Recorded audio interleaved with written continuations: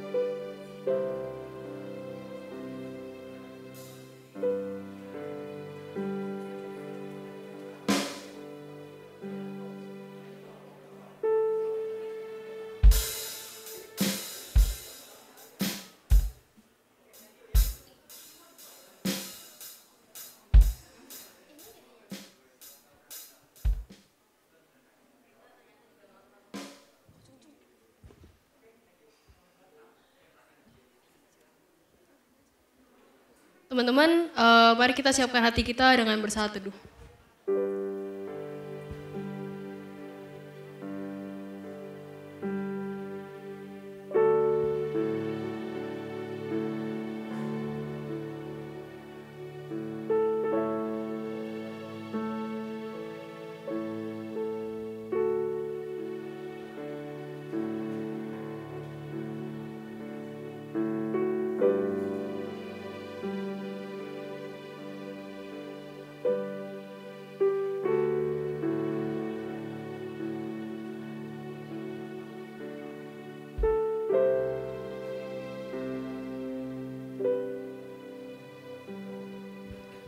Oke, selamat hari Minggu teman-teman.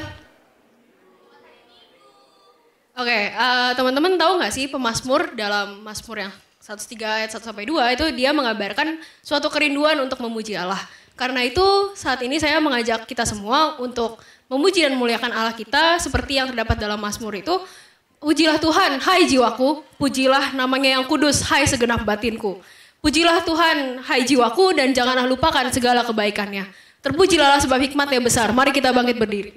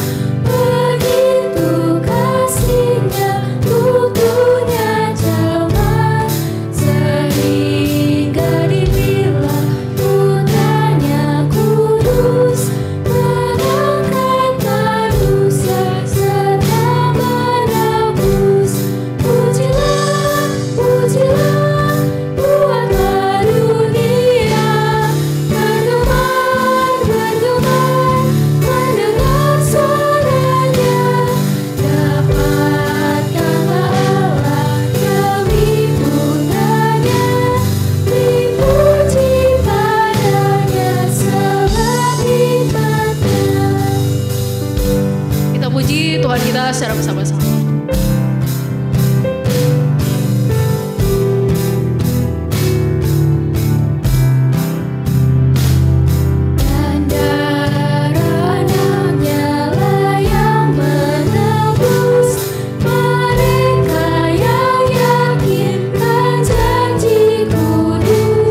Dosanya betapapun juga keji,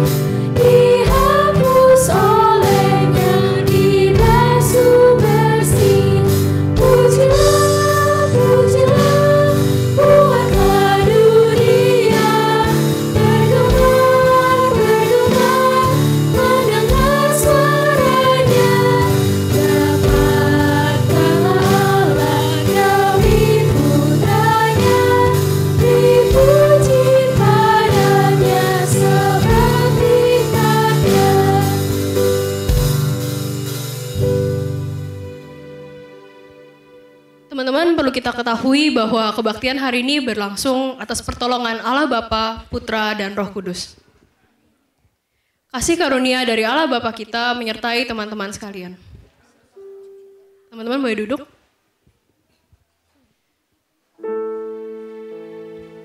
Sepanjang persiapan saya untuk jadi liturgos, sebenarnya saya banyak berpikir kayak apa sih atau ada nggak sih perwujudan kasih Allah di hidup saya yang mungkin begitu nyata. Ternyata banyak di hidup saya, Tuhan itu berkali-kali menunjukkan kasih setianya kepada saya. Salah satunya itu mungkin waktu saya bertumbuh di KR. Saya bertumbuh di sini dan saya bertemu dengan banyak teman-teman yang baik dan menemani saya untuk menjadi suatu pribadi yang lebih baik. Tuhan menunjukkan kasih-Nya melalui teman-teman saya itu. Dan pada hari ini sebenarnya ada satu hal yang mungkin selama ini saya harapkan dan doakan. Yaitu untuk setiap jemaat kita yang di tempat ini bisa bertumbuh bareng-bareng dan merasakan kasih Allah. Kasih yang begitu agung, kasih yang begitu tulus. Teman-teman, oleh karena itu hari ini kita akan menyembah Dia, seorang pribadi yang kasih-Nya itu tidak tergantikan. Betapa agungnya kasih Allahku.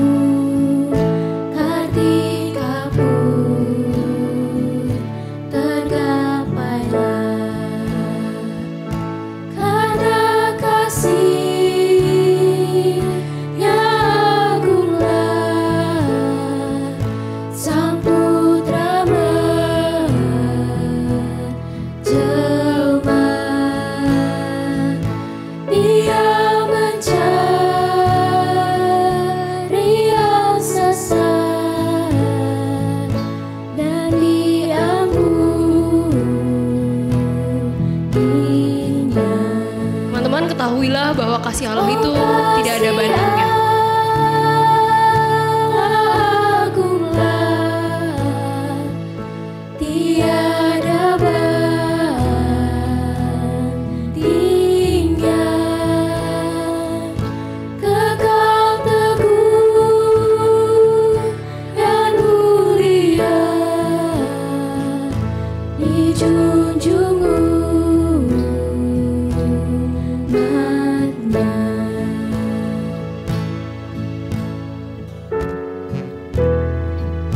Teman-teman, meskipun zaman berhenti dan dunia itu lebur, tapi kasih Allah tetap ada dan hidup bersama-sama dengan kita.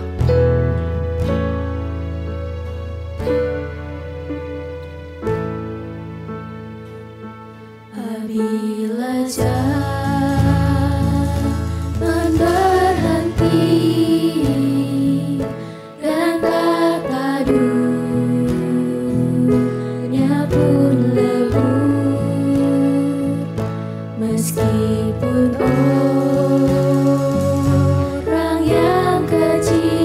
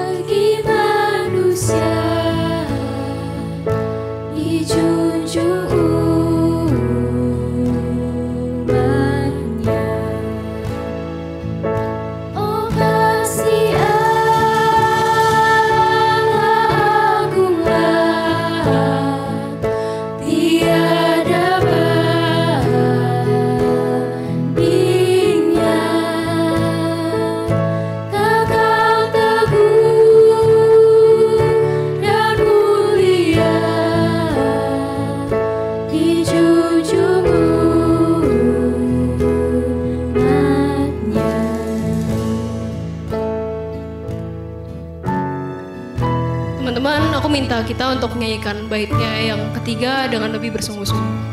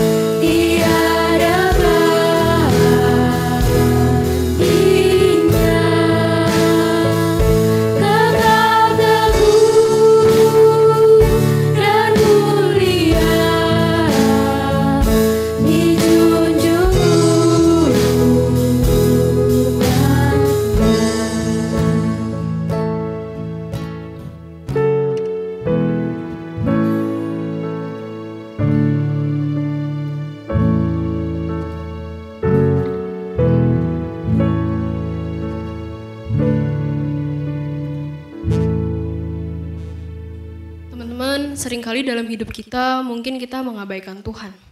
Kalau disuruh baca firman, gak ada waktu. Kalau ngelakuin dosa, ya sedikit doang gak apa-apa lah. Mungkin juga kalau kita ngomong sesuatu yang melukai hati sesama kita mikir kayak dianya aja yang baperan. Teman-teman, kita sadar ataupun tidak, kadang kita menjauhkan diri dari Tuhan yang seharusnya adalah rumah tempat kita pulang. Kita membuatnya sedih sebab kita melakukan apa yang Tuhan gak mau. Bukan karena kita gak tahu dan gak sadar. Kita sadar dan kita tahu, tapi kita gak mau lakukan. Cuma karena itu gak sesuai dengan apa yang kita inginkan. Teman-teman, pada kesempatan hari ini, ayo kita sama-sama merendahkan diri kita mengakui segala dosa dan kesalahan kita, biarlah kita dimampukan untuk lepas dari setiap dosa. Dari lembah sengsara kita berseru kepada Tuhan.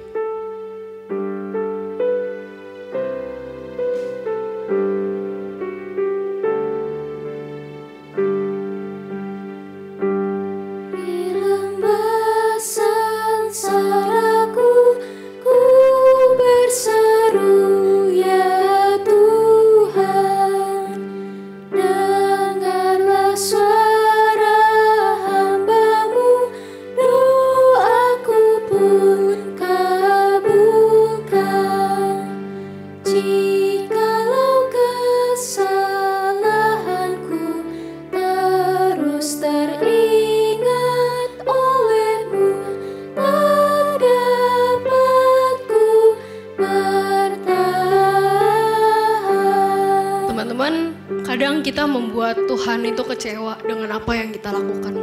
Kita membuat pencipta kita sedih karena kita melakukan yang tidak sesuai dengan kehendaknya. Tapi teman-teman, dia adalah pribadi yang penuh kasih.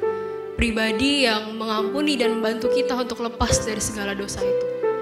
Mari kita minta untuk dimampukan menjadi seorang pribadi yang lebih baik. Namun ya Tuhan, padamu terdapat pengampunan. Kesalahanku kau tebus, kasih-Mu kau tunjukkan. Tiada insan yang benar tetap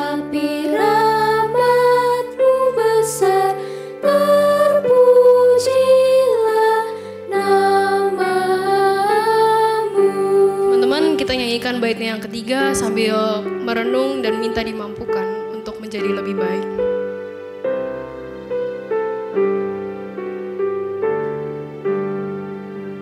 Ku menantikanmu teguh, rahmatmu ku dambakan.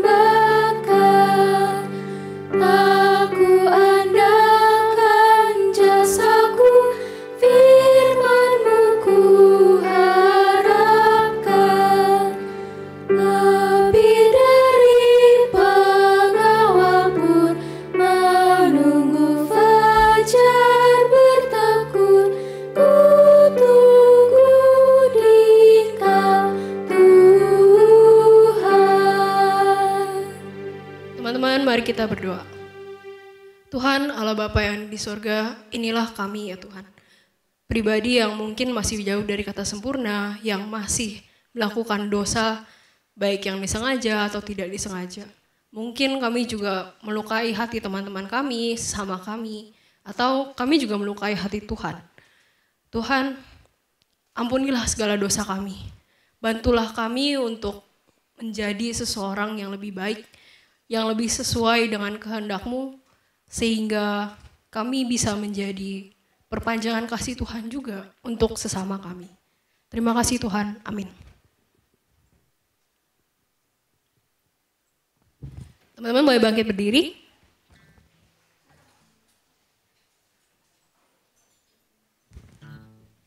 Ayat berita anugerah kita diambil dari 2 Timotius 1 ayatnya yang ke-9 sampai 10. Saya akan bacakan dari TB2. Dialah yang menyelamatkan kita dan memanggil kita dengan panggilan kudus. Bukan berdasarkan perbuatan kita, melainkan berdasarkan maksud dan anugerahnya sendiri. Yang telah dikaruniakan kepada kita dalam Kristus Yesus sebelum permulaan zaman. Dan sekarang dinyatakan oleh penampakan Juru Selamat kita, Yesus Kristus, yang melalui Injil telah mematahkan kuasa maut dan mendatangkan hidup yang tidak dapat binasa. Teman-teman, mari kita memuji Allah kita sambil bertepuk tangan. Terpujilah nama-Mu Tuhan.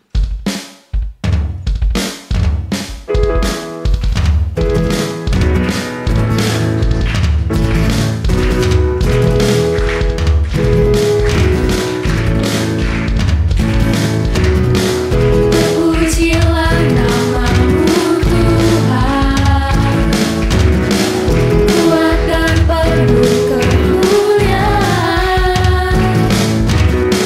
Satu suara kami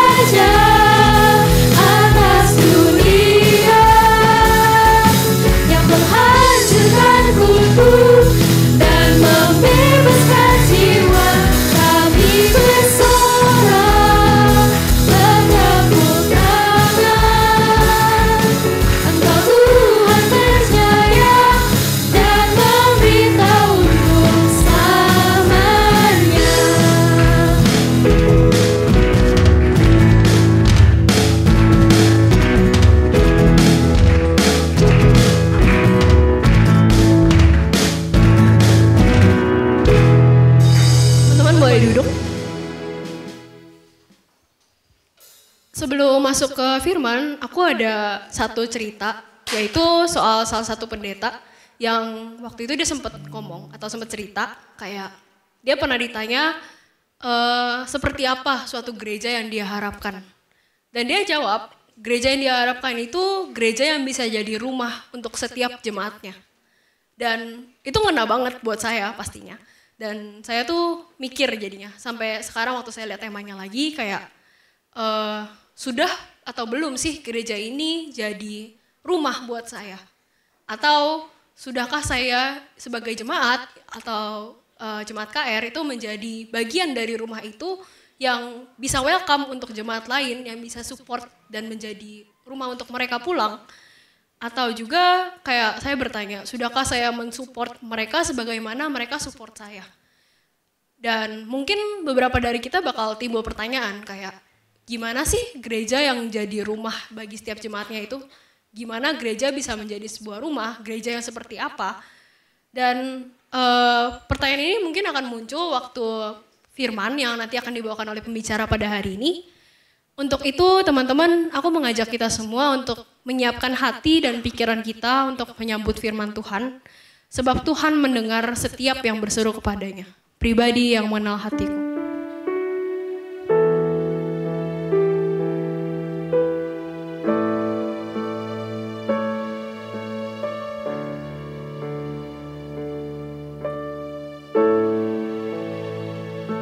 Seperti rusa yang haus, rindu aliran sungaimu.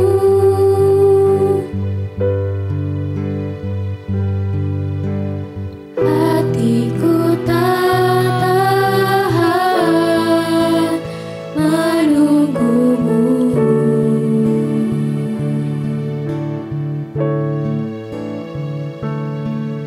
Bagai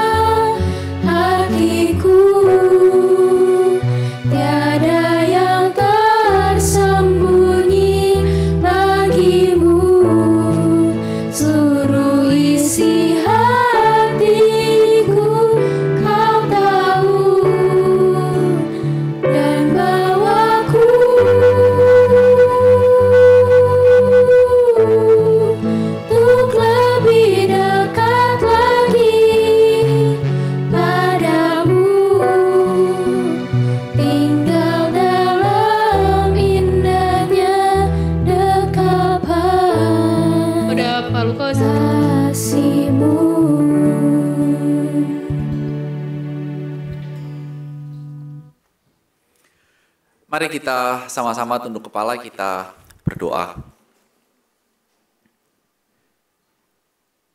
Tuhan, hari ini kami berterima kasih dan kami bersyukur untuk segala kemurahan dan kebaikan Tuhan dalam kehidupan kami.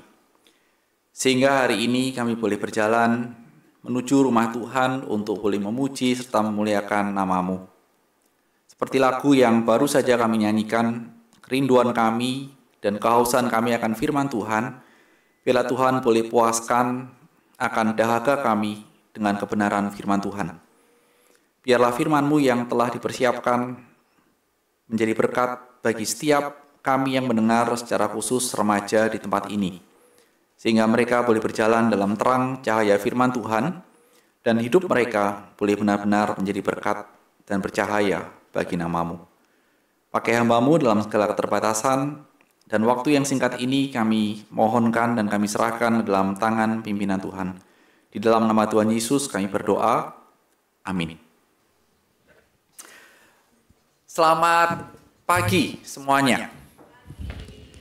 Saya ajak kita untuk membuka Alkitab kita dari Ibrani pasal yang ke-10. Ini akan menjadi sebuah landasan bagi kita. Ibrani pasal yang ke-10. Kita akan membaca ayat 24 dan ayat yang ke-25.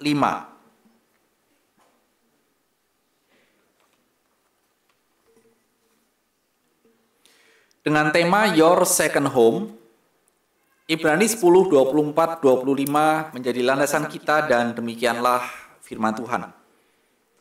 Dan marilah kita saling memperhatikan supaya kita saling mendorong dalam kasih dan dalam pekerjaan baik. Janganlah kita menjauhkan diri dari pertemuan-pertemuan ibadah kita seperti dibiasakan oleh beberapa orang. Tetapi marilah kita saling menasehati dan semakin giat melakukan menjelang hari Tuhan yang mendekat. Saya ingin memulai untuk tema Your Second Home dengan sebuah cerita. Siapa di sini yang belum pernah nonton drakor? Oh, ada. Cowok-cowok ada nih ya, yang cewek nggak ada nih ya, semuanya pasti pernah nonton, begitu. Permasalahannya bukan pernah nonton atau belum nonton, no, problemnya bukan itu.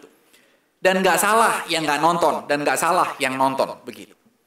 Saya juga beberapa kali nonton, begitu. Cuman kalau saya nonton, saya cari episode yang tidak sesinya itu, sessionnya itu nggak session 1, 2, 3, 4, 5, no. Saya cari kira-kira yang 8 episode, 12 begitu, 16 maksimal, itu pun sudah menyita waktu. Saya mau cerita satu episode di dalam drakor yang saya tonton, begitu. Itu menarik.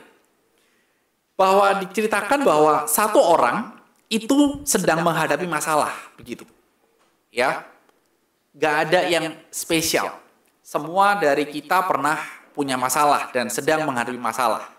Dan masalah dan tekanan yang dihadapi dalam cerita ini, dalam kisah ini, itu membuat orang menjadi marah. Membuat orang menjadi depresi. Membuat orang menjadi stres. Ditambah keluarga dari karakter ini, dari orang dalam cerita itu, dalam konteks Korea, itu tidak support. Kenapa nggak support? Diceritakan bahwa kalau seorang perempuan sudah menikah, maka hidup dari anak perempuan itu akan full ikut ke keluarga pria. Jadi keluarganya itu udah invalid, udah nggak bisa ngapa-ngapain, udah nggak bisa support dia. Sehingga akhirnya orang yang bermasalah ini, karakter yang bermasalah ini menemukan yang namanya sebuah komunitas. Ketika komunitas ini menemukan bahwa satu orang ini memiliki masalah, lalu dia memberikan yang namanya nasihat. Nasihatnya yang disampaikan adalah, karena engkau mempunyai masalah seperti itu, maka luapkan seluruh amarahmu. Ungkapkan kekesalanmu. Benar-benar ungkapin. Biar apa? Biar lega. Jadi di cerita itu kemudian dikisahkan karakter ini menemui orang yang membuat dia jengkel, yang membuat dia marah, dan dia ungkapin semua kemarahannya. Dengan cara apa? Dia maki-maki orang itu. Nah, ini menarik. Ketika ada masalah, kemudian tidak ada yang bisa support, ketemu dengan sebuah komunitas, komunitas itu memberikan sebuah solusi. Solusinya itu apa? Yaitu maki-makilah. Dia ungkapin itu semua. Wah, ketika saya persiapan dan saya lihat cerita itu, ini menarik untuk menjadi sebuah pengantar. Artinya apa? Artinya ketika kita hidup dalam dunia ini memiliki sebuah permasalahan, ketemu dengan komunitas yang salah, menghasilkan sebuah solusi yang keliru. Kalau komunitas bisa salah, apalagi kalau kita cari referensi, bagaimana menghadapi permasalahan, bagaimana menghadapi kesulitan hidupku, misalnya dari media, dari lagu, wah itu menjadi satu hal yang kita perlu lihat. Saya ambil contoh. Kalau kamu sedang kesel, kamu sedang terpuruk, kamu sedang bete, kamu sedang benar-benar gak karu-karuan, kemudian ingat satu lagu yang saya pikir saya nggak ngerti di sini ngetop nggak itu lagu dari Sissy Tipsy. Ada yang tahu? Nggak ada. Kalau nggak ada, nanti at least setelah ibadah kamu cari di YouTube. Ya, Sissy Tipsy, judulnya apa? Alkohol.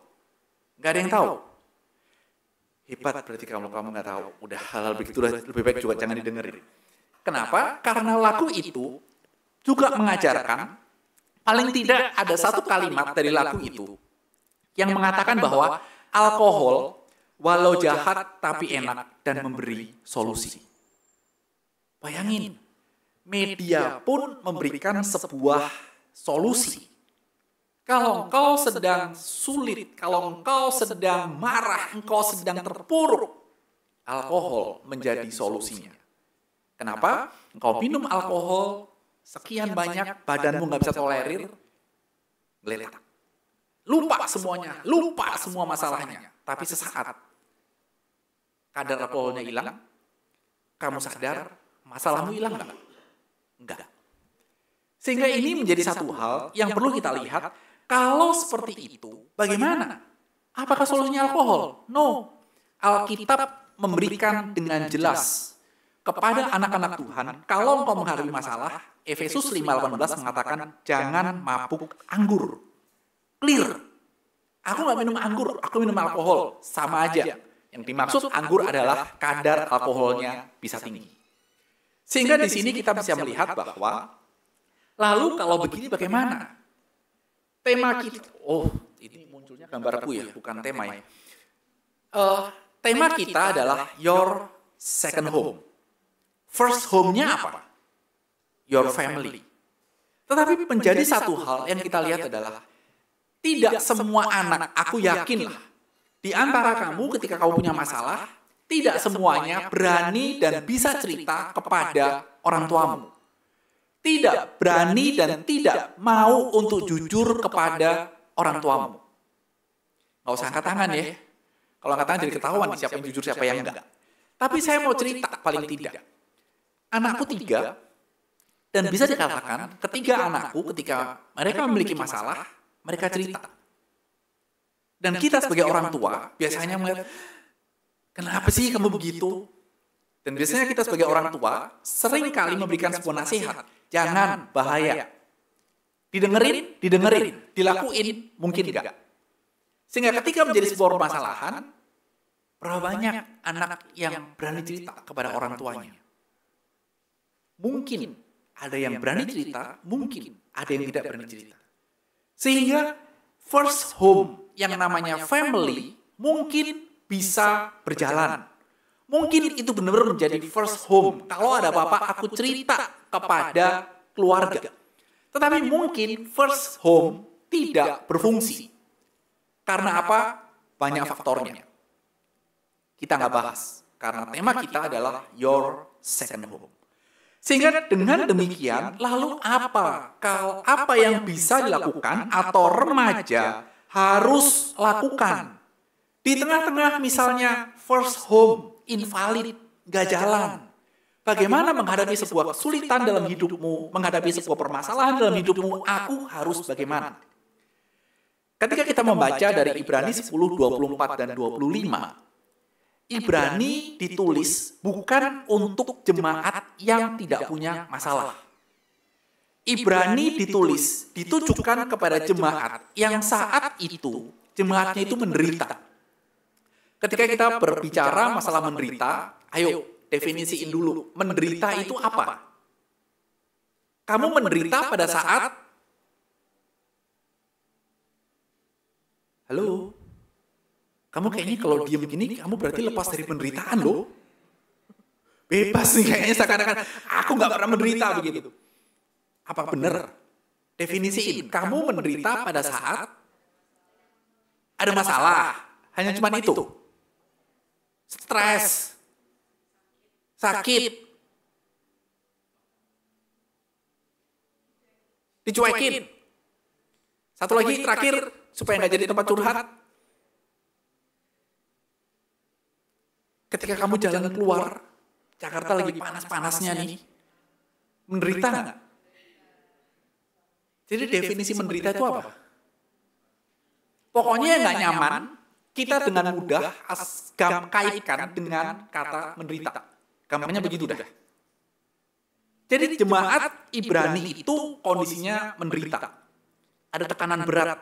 Kalau kamu bilang stres, kamu bilang dicuekin, kamu bilang apalagi itu, resah, galau, whatever lah ya. Jadi itu jemaat Ibrani. Yang kalau kita tarik kepada kondisi kita, plus minus mungkin sama.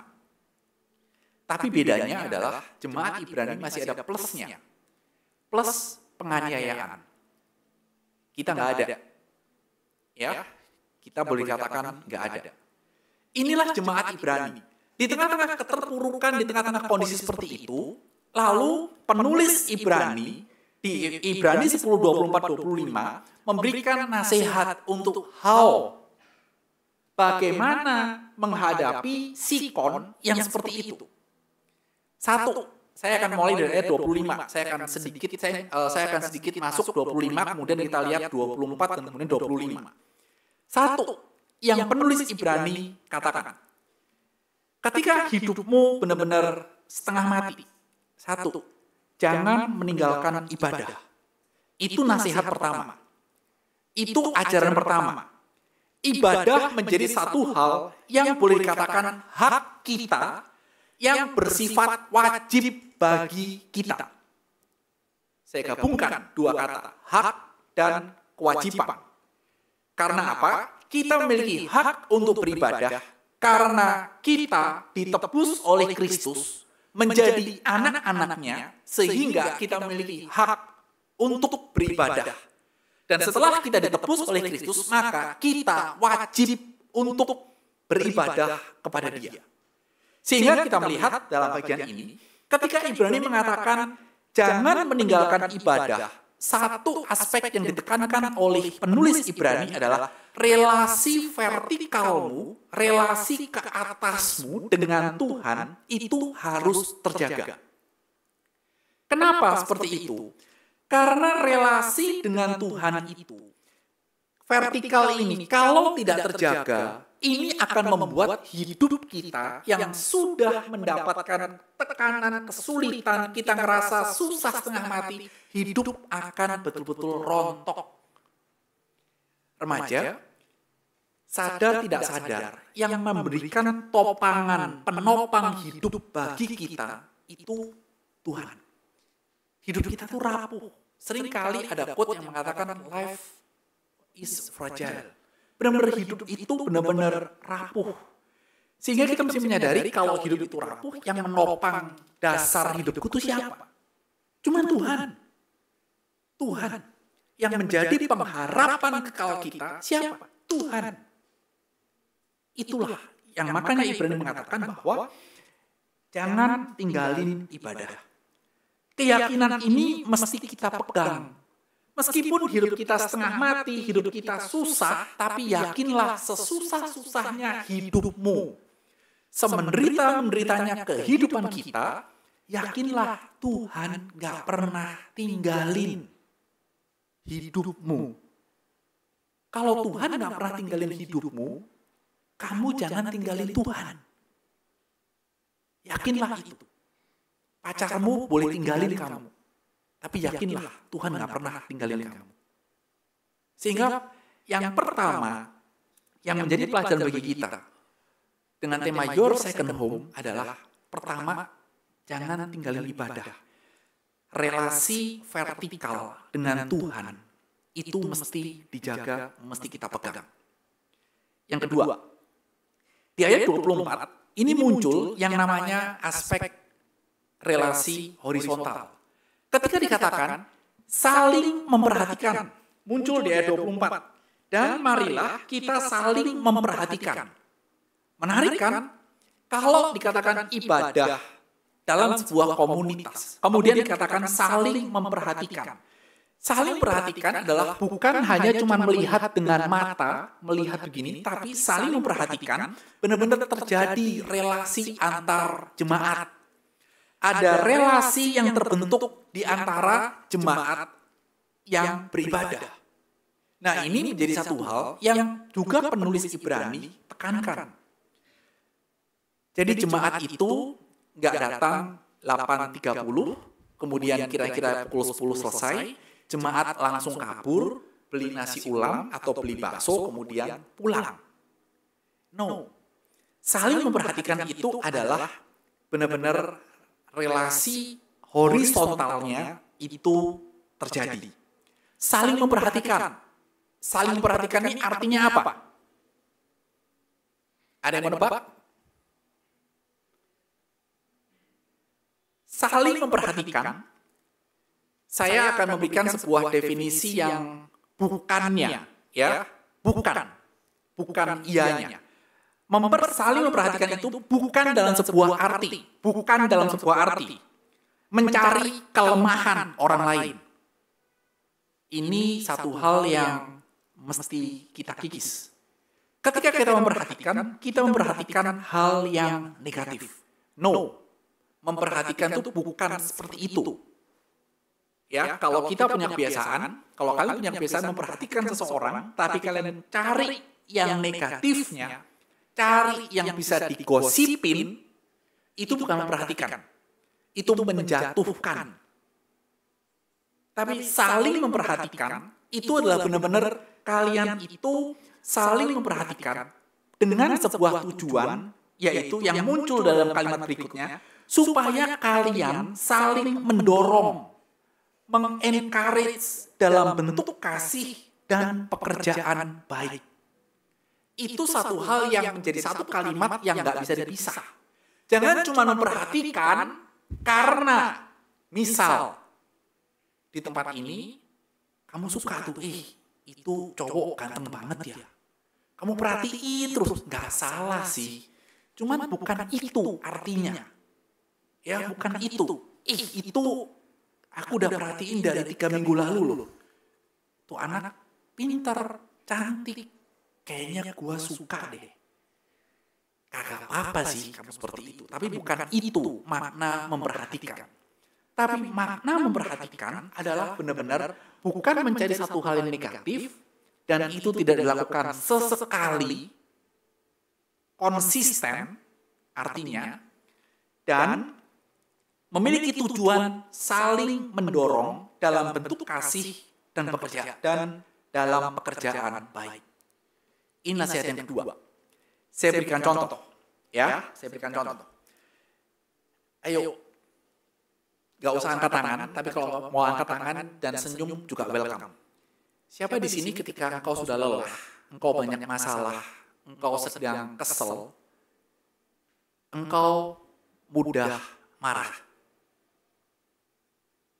Gak ada. Puji Tuhan kalau gak ada. Ya, artinya kamu luar biasa.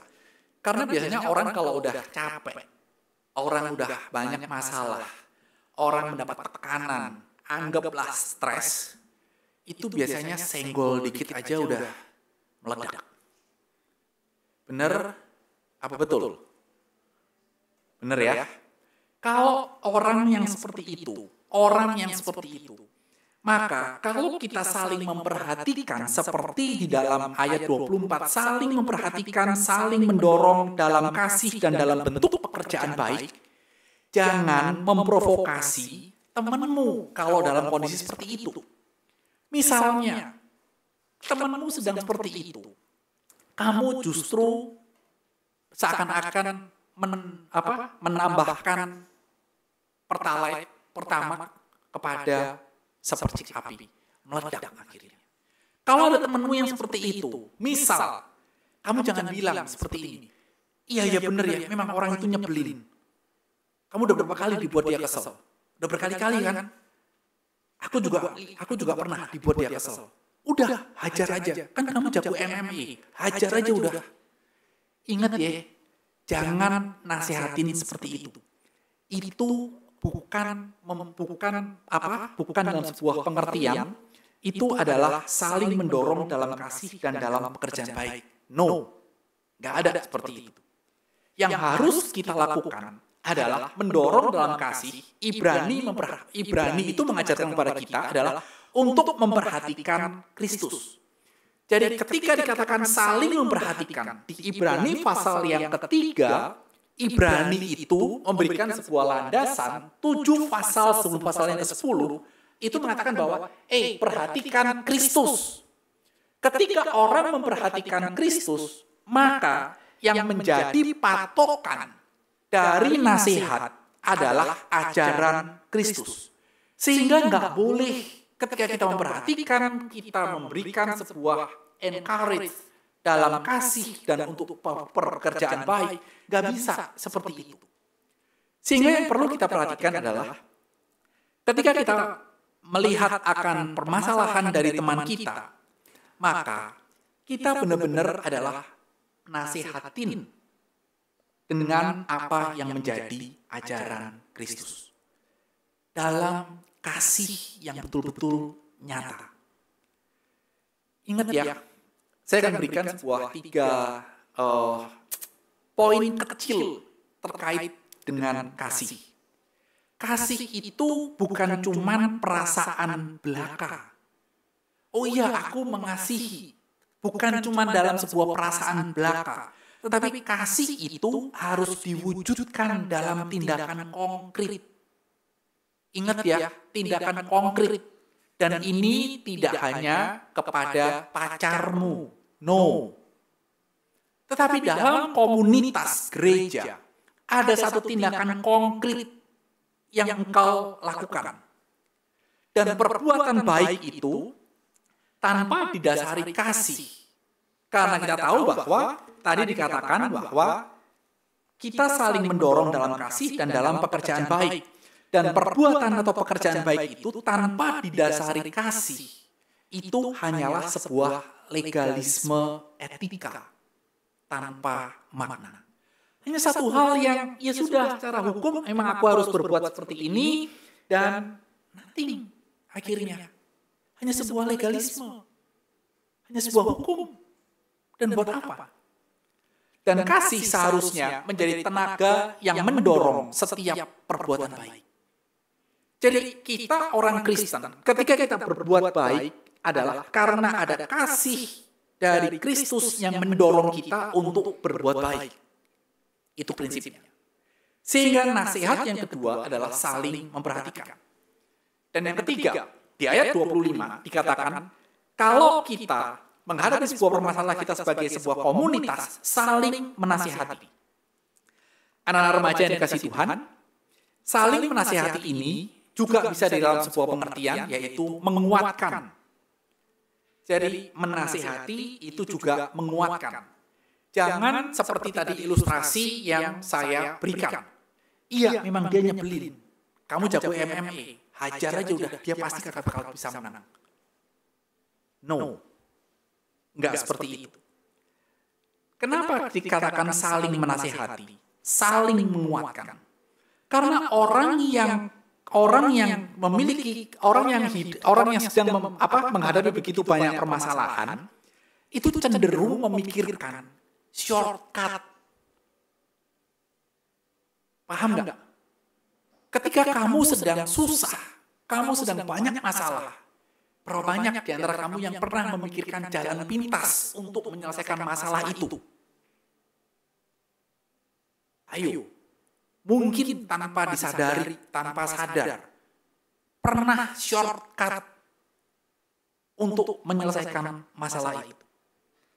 Dan dalam kondisi yang benar-benar terpuruk, dalam kondisi yang penuh banyak masalah, ingat ya, hati-hati. Orang yang seperti itu memiliki kemungkinan kehilangan integritas, memiliki kemungkinan kehilangan pegangan iman. Ini bahaya. Makanya Ibrani mengatakan satu, dimulai dengan vertikal kepada Tuhan. Kedua, relasi horizontal. Yang ketiga adalah saling menasihati dalam pengertian menguatkan. Karena orang yang sedang menghadapi masalah adalah seringkali memikirkan jalan pintas. Kedua, seringkali imannya goyang. Saya kasih sebuah ilustrasi, sebuah cerita, kisah nyata. Ada seorang yang rajin banget pelayanan. Yang di sini rajin pelayanan bukan kamu ya yang saya maksudkan ya. Kalau kau rajin pelayanan, rajinlah terus pelayanan untuk melayani Tuhan. Orang itu benar-benar rajin melayani. Dan dia benar-benar mengajak orang-orang yang belum ke gereja atau malas ke gereja untuk rajin ke gereja. Bahkan orang ini terkenal seakan-akan dia pasti absen setiap hari ke gereja. Artinya apa? Dia pasti datang ke gereja untuk entah ketemu dengan orang atau mempersiapkan pelayanan untuk kegiatan-kegiatan gereja. Sampai seperti itu. Dan kehidupan umat manusia itu terus berjalan. Ketika kehidupan terus berjalan, ingat, perjalanan hidup manusia itu tidak mungkin lepas dari masalah. Permasalahan terjadi, permasalahan datang, kesulitan terjadi, tekanan berat menghadapi hidup, dan itulah yang membuat orang ini goyang dan akhirnya meninggalkan gereja. Sedih. Dan kalau kita melihat akan hal ini, justru sampai cerita ini saya dengar, orang ini belum mau kembali kepada gereja. Sedih kan? Menyedihkan kan? Ini loh menjadi satu masa, menjadi satu momen ketika orang menghadapi kesulitan. Ini mungkin terjadi. Sehingga ketika kalau saya di kantor ada teman yang ada rekan-rekan kerja yang kedukaan menghadapi masa-masa yang sangat sulit. Seringkali doa saya adalah kepada mereka, untuk mereka adalah Tuhan jaga iman mereka melewati masa duka. Kenapa? Karena itu titik-titik krusial di mana setan bisa mengambil untuk merontokkan imannya. Sehingga anak-anak remaja dikasih Tuhan. Ketika orang hidup menghadapi sebuah kesulitan, sangat penting bagi kita. Pertama-tama sangat penting bagi dirimu, karena diri kita tidak pernah lepas dari kesulitan. Jaga relasimu dengan Tuhan. Yang kedua adalah miliki relasi horizontal. Sehingga kita bisa saling menasihati, saling menguatkan, mendorong, dan bangkit dari keterpurukan. Dan bukan menjerumuskan. Saya akan tutup dengan sebuah cerita untuk mengakhiri renungan saya. Cerita ini baru saja saya dengar. Anak kira-kira seusia kamu lah, baru lulus SMA. Saya baru cerita dan saya ada ya kisah hidup seperti itu. Satu, kelas 3 SD, papa mamahnya pisah. Kemudian ketika dia pisah, 3 tahun kemudian mamahnya menikah lagi. Ketika mamahnya menikah lagi dan kemudian ketika dia lulus, dia kelas 3 SMA, dia telepon dengan mamahnya. Baru telepon ditutup, tidak lama kemudian telepon dari mamanya itu call nomor dia. Ketika diangkat, bukan suara mamanya, suara tetangganya yang mengatakan bahwa mamamu terbakar hidup-hidup. Sekarang ada di rumah sakit. Di rumah sakit dirawat, masuk ICU. Dan informasinya, mamanya itu bunuh diri dengan membakar diri. Dan kalian tahu, bunuh diri dengan membakar diri adalah salah satu bunuh diri yang paling menyakitkan. Karena nggak langsung mati. Kerasa melepuhnya badan dengan panasnya api itu kerasa semua. Itu terjadi. 1 minggu dirawat di ICU, mamanya meninggal. Saat ini anak ini ditanya, lalu sejak mamanya meninggal dia hidup dengan tantenya. Ditanya, papa kandungmu kemana? Nggak tahu ada di mana. Ini kisah bukan kisah drakor. Ini kisah nyata. Orangnya masih hidup. Pertanyaanku adalah begini. Kalau hidup sesulit itu, keluarga nggak ada. Mau bagaimana? Mau pergi kepada siapa? Untuk mencari dukungan, untuk mencari nasihat. Sorry kalau saya boleh bertanya. Ada yang hidup lebih sulit dari cerita ini? Rasanya kok saya bilang ini, ada ya hidup kayak begitu ya. Inilah menjadi satu hal yang perlu kita perhatikan. Ketika kita berbicara your second home, menunjuk kepada gereja. Gereja bukan bangunan. Laku sekolah minggu mengajarkan itu kan? Gereja bukan semata-mata cuma bangunan. Gereja adalah orang. Jemaat kalian adalah umat pilihan Tuhan. Gereja. Yang Ibrani hari ini menasihatkan kepada kita. Saling memperhatikan, saling menasihati, saling menguatkan. Ketika itu terjadi dalam sebuah komunitas gereja, khususnya di Komisi Remaja DKI Perniagaan, maka gereja akan menjadi rujukan. Gereja akan menjadi tempat berteduh bagi kegalauan remaja yang sedang mengalami keresahan dan kesulitan. Ini dibutuhkan. Dan ketika remaja-remaja, ketika orang yang dalam kesulitan itu mereka bisa bercerita. Mereka bisa bercerita, maka disitulah fungsi gereja dan peran kita sebagai gereja untuk menjadi second home bagi mereka. Memberikan support, memberikan kepedulian, sehingga mereka boleh benar-benar dikuatkan dalam hidup mereka dan iman mereka. Dan kalau ini terjadi, ini bisa menjadi sebuah realisasi di tempat ini. Yakinlah, komunitasmu sebagai komunitas persekutuan kebaktian remaja di tempat ini akan menjadi second home bagi remaja. Dan kalau remaja memiliki komunitas yang sehat, maka kehidupan dari remaja juga akan berpegang kepada ajaran Kristus dan hidupmu akan menjadi terang cahaya bagi Tuhan. Kiranya firman Tuhan ini boleh menolong kita untuk hidup di tengah-tengah segala gempuran kesulitan yang kita alami saat ini. Sehingga kita boleh saling menguatkan, saling mendorong, saling menasihati, dan tetap bertumbuh di dalam pengenalan akan Tuhan kita, Yesus Kristus. Mari kita berdoa.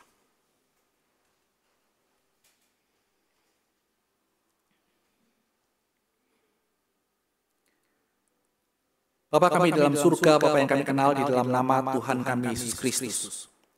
Kami sekali lagi berterima kasih untuk kebenaran firman Tuhan yang boleh menjadi kekuatan dan kesegaran bagi hidup kami.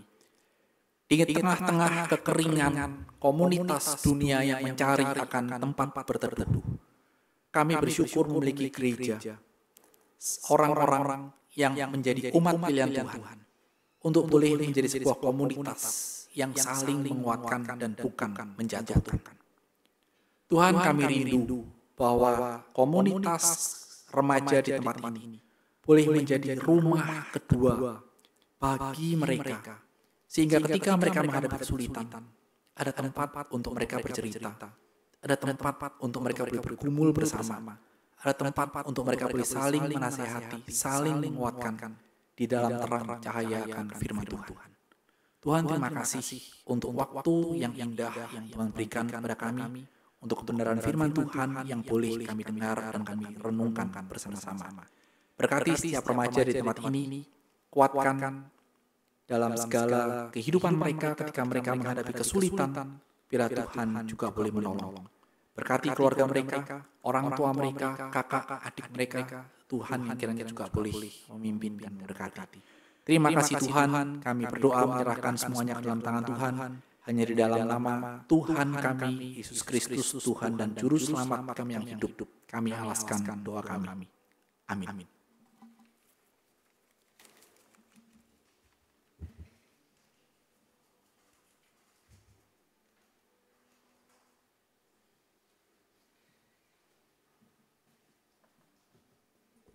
Mari kita berdiri.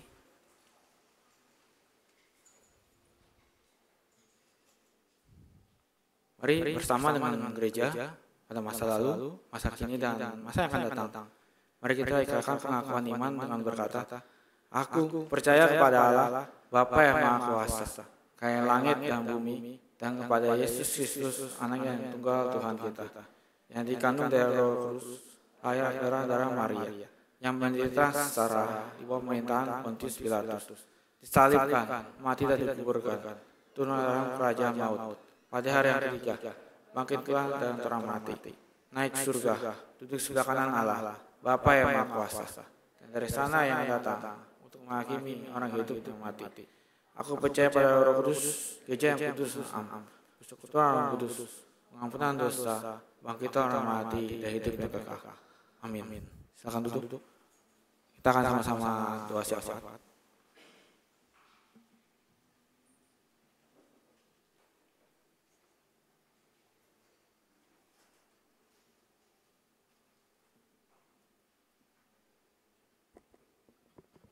Ya, teman-teman, sekarang kita mau doa syafaat. Mari kita bersatu dalam doa. Selamat pagi Bapak, mengucap syukur untuk ibadah yang boleh berlangsung sampai saat ini. Tuhan, Engkau yang pimpin Tuhan ibadah ini. Tuhan, selanjutnya Tuhan kami ingin sama-sama menaikkan pokok doa Tuhan. Teman-teman, aku mau ajak kita untuk menaikkan pokok doa yang pertama, yaitu kita mau berdoa untuk bangsa dan negara. Berdoa untuk para pemimpin yang bertanggung jawab memimpin negeri ini supaya boleh memerintah dengan bijaksana dan biar kiranya Tuhan yang boleh terlibat dalam setiap keputusan yang diambil. Mari kita angkat pokok doa ini.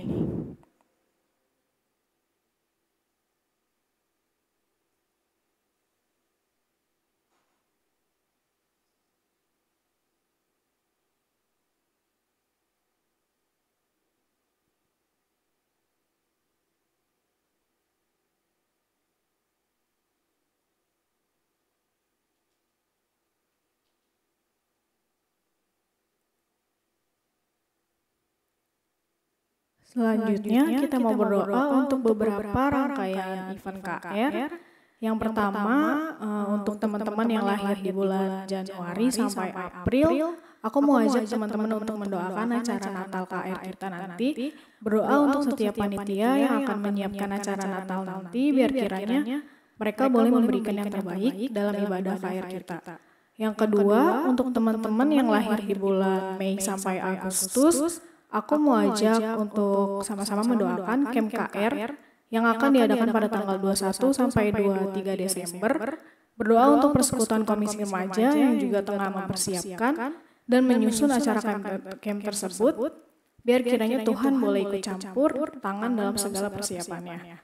Dan yang terakhir, untuk teman-teman yang lahir di bulan September sampai Desember, aku mau ajak untuk mendoakan proses regen yang masih berjalan, di mana sudah ada ketua yang baru dan saat ini sedang pemilihan ketua bidang.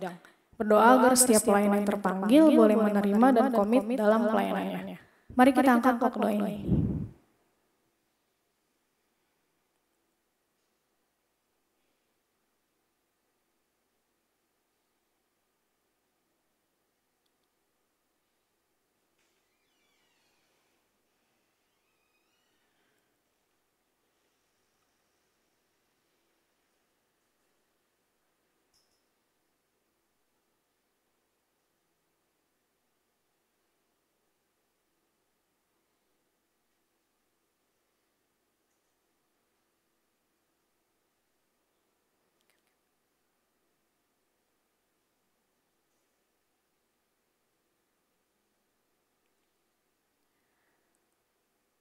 Tuhan, kami juga mau berdoa untuk teman-teman kami yang berulang tahun di minggu-minggu ini. Terima kasih atas 1 tahun lagi yang boleh Engkau tambahkan, kiranya Engkau yang boleh pimpin hidup mereka agar boleh semakin bertumbuh di dalam Engkau. Tuhan, inilah segenap pokok doa kami Tuhan. Kami tahu Tuhan Engkau yang mendengar doa kami dan kiranya Engkau juga yang boleh menjawab sesuai dengan kehendak dan waktu-Mu saja. Terima kasih Tuhan Engkau yang memimpin ibadah ini hingga akhir. Dalam nama Tuhan Yesus kami berdoa, haleluya, amin.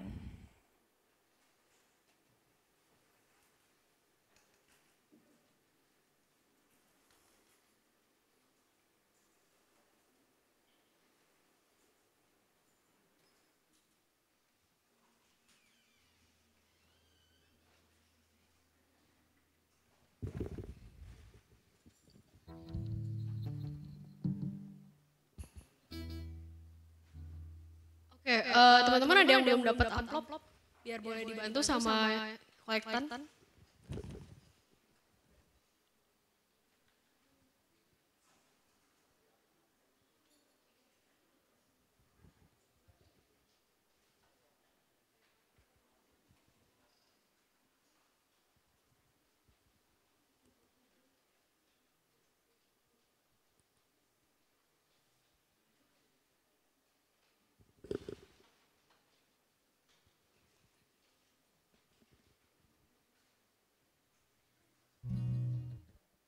Buat teman-teman yang mau kasih persembahan pakai wallet bisa scan yang ada di layar ya.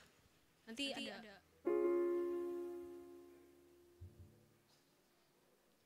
Oke, teman-teman ayat persembahan kita pada hari ini diambil dari 1 Tawarik 16 ayatnya yang ke-29. Berilah kepada Tuhan kemuliaan namanya. Bawalah persembahan dan masuklah menghadap Dia. Sujudlah menyembah Tuhan dalam semarak kekudusan. Teman-teman, sebab hidup kita benar, mari kita berikan persembahan yang terbaik bagi Tuhan. Hidup kita yang benar.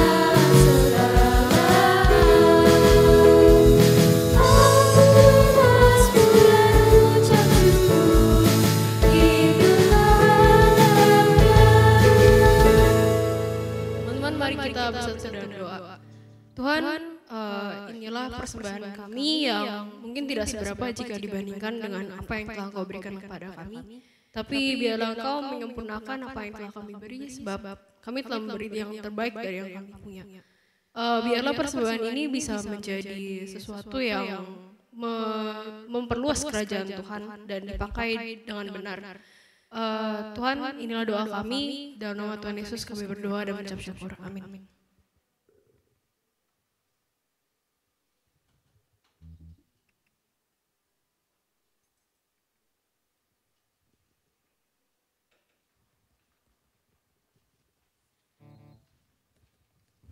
Teman-teman boleh duduk.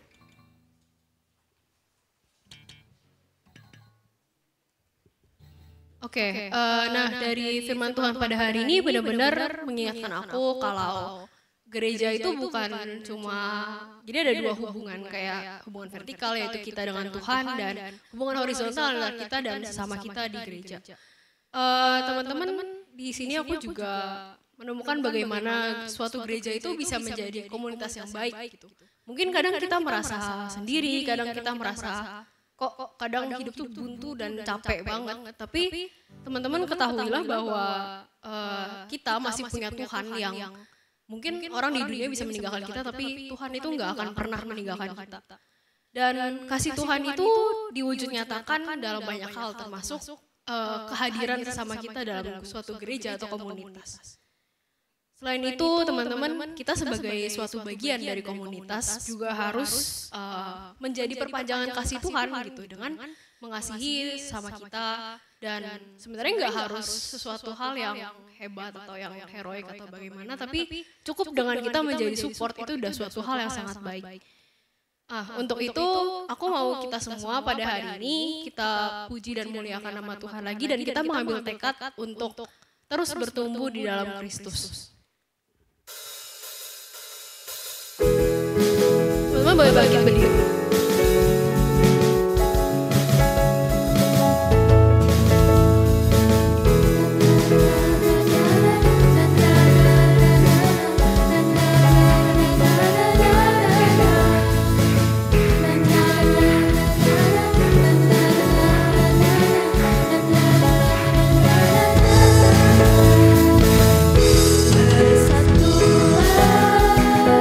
Mari kita bersama.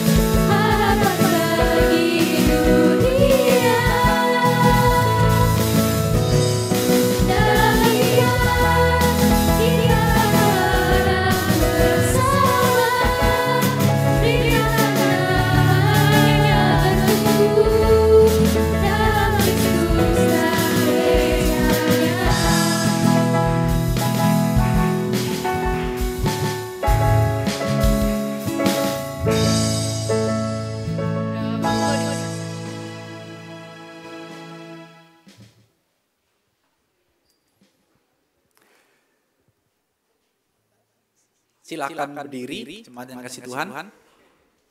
Kita akan akhiri dalam ibadah kita dan pulanglah dan terimalah berkat dari Tuhan. Tuhan memberkati engkau dan melindungi engkau. Tuhan menyinari engkau dengan wajah-Nya dan memberi engkau kasih karunia. Tuhan menghadapkan wajah-Nya kepadamu dan memberi engkau damai sejahtera. Amin.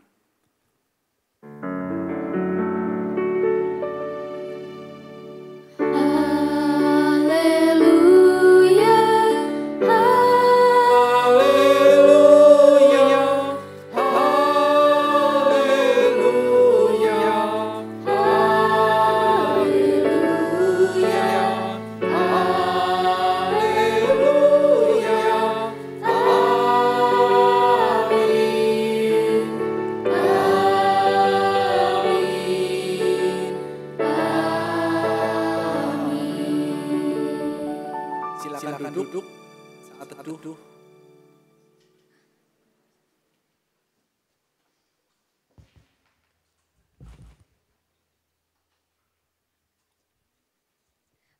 Teman-teman, dengan tetap bangkit berdiri, kita mau menyanyikan lagu tekad kita.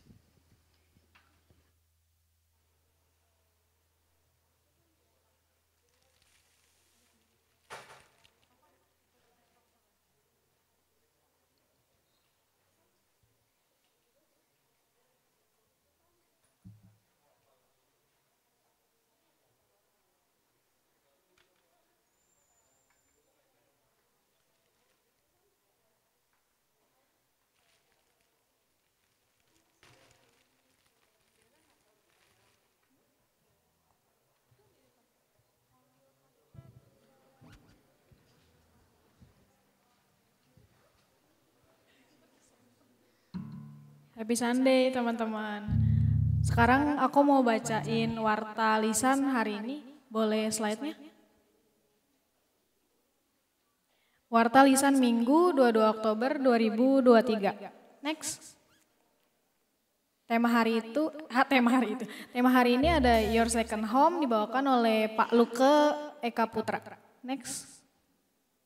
Job pelayanan minggu ini 22 Oktober, pemimpin liturginya ada Mitzi, PP-nya ada Jennifer, BWDS-nya saya sendiri Devina M, PIC-nya ada Kenia, MCCG-nya ada Devina EM. Untuk 5 November, pemimpin liturginya ada Franz, PP-nya Devina EM, BWDS-nya Ciamel, PIC-nya Kenny, MCCG-nya ada Konius. Next. Job pemusik minggu ini 22 Oktober, pianisnya ada Cheryl, gitarisnya Joan, singernya ada Kenny dan Bella, kajonnya ada Yosua B. Untuk 5 November pianisnya ada Mitzi, gitarisnya Elvis, singernya ada Hannah dan Wilson, kajonnya Yosua B.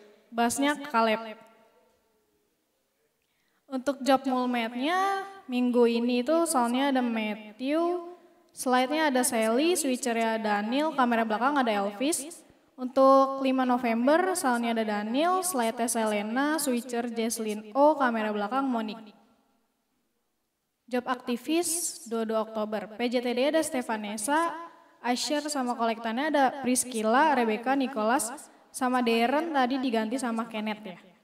Untuk 5 November PJTD Stefanesa lagi, Asher kolektannya itu ada Kenia, Francisca, Marvel, sama Yohanes. Untuk kelas pembinaan hari ini ada pre-kelas di lantai 2, nanti boleh cari Cici Hana.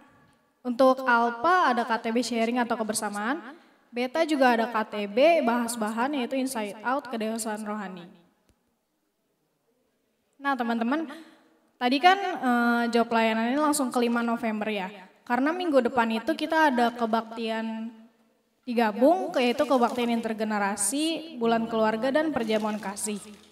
Nah ini kebaktian pertama itu cuma onsite ya jam 6.30 dan kebaktian keduanya itu ada jam 9. Ini juga ada titipan, jadi boleh dilihat ini ada hiring Christmas dancer. Untuk kalian yang mungkin bisa dance atau berminat untuk pelayanan dance di tanggal 17 Desember boleh hubungin Novel. Itu ada nomor teleponnya boleh dicatat. Maksimal pendaftaran 31 Oktober ya. Boleh di next. Nah yang ini juga ada Camp KR dengan tema Homecoming Persekutuan Komisi Remaja 2023. Itu ada di tanggal 21 sampai 23 Desember di Pondok Kapili Resort. Nah ini CP-nya tuh ada nomor teleponnya atau boleh langsung regis saja, ini ada barcode-nya atau ada linknya, nanti juga akan di broadcast lagi di grup KR Pernias. Next. Ini juga ada rekrutmen dari Oprek Temuraya KRKJU 2024. Lagi mencari divisi kepanitiaan, acara, publikasi, desain dan dokumentasi, multimedia, logistik. Nah ini boleh hubungin CP-nya aja ada di ujung atau kalau kalian yang berminat untuk pelayanan boleh langsung regis aja. Atau kalau mau nanya-nanya lagi boleh tanya Konius. Next. Thank you and happy Sunday.